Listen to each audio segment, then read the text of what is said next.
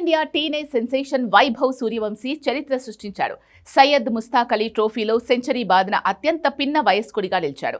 ఈ ప్రతిష్టాత్మక దేశవాళీ టీ20 టోర్నీలో బీహార్కు ప్రాతినిధ్యం వహిస్తున్న వైభవ్ సూర్యవంశీ కోల్కతాలోని ఈడెన్ గార్డెన్స్ వేదికగా మహారాష్ట్రతో జరిగిన మ్యాచ్లో సెంచరీతో చెలరేగాడు. ఈ టోర్నీలో వరుసగా 3 మ్యాచ్ల్లో విఫలమైన సూర్యవంశీ 4వ మ్యాచ్లో 61 బంతులు 7 ఫోర్లు 7 సిక్సర్లతో 108 పరుగులు చేశాడు. ఈ సెంచరీతో సూర్యవంశీ 12 ఏళ్ల రికార్డును బద్దలు కొట్టాడు. 2013లో మహారాష్ట్ర బ్యాటర్ విజయ్ జోల్ 18 ఏళ్ల 118 రోజుల వయసులో సెంచరీ చేసి అతి పిన్న వయస్కుడిగా నిలిచాడు.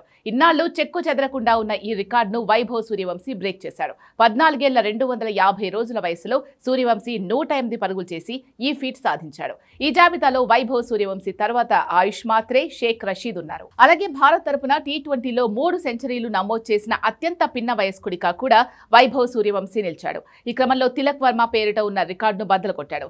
వైభవ్ సూర్యవంశీ 14 ఏళ్ల 250 రోజుల వయసులో ఈ ఫీట్ అందుకుంటే తిలక్ వర్మ 22 ఏళ్ల 7 రోజులు, దేవదత్ పడిక్కల్ 22 ఏళ్ల 96 రోజులు, యశస్వి జైస్వాల్ 22 ఏళ్ల 126 రోజులు, అహ్మద్ షేహ్జాద్ 22 ఏళ్ల 127 రోజులు, ఉన్ముక్త్ చంద్ 22 ఏళ్ల 295 రోజుల్లో సాధించి తర్వాతి స్థానాల్లో ఉన్నారు. కాగా ఐపీఎల్ 2025 సీజన్లో గుజరాత్ టైటాన్స్ పై 35 బంతుల్లో సెంచరీ బాదిన Vaibhav Suryavanshi rising Asia cup టోర్నీలో భారత్ ఏ తరపున 32 బంతుల్లోనే శతకం అందుకున్నాడు. ఇప్పుడు సయ్యద్ ముస్తాక్ అలీ ట్రోఫీలో తాజా శతకం సాధించాడు. దీంతో టీ20లో ఒకే ఏడాది 3 సెంచరీలు చేసిన బ్యాటర్స్ లో వైభవ్ సూర్యవంశీ 16వ బ్యాటర్గా నిలిచాడు. ఈ జాబితాలో అతి పిన్న వయస్కుడు సూర్యవంశీనే.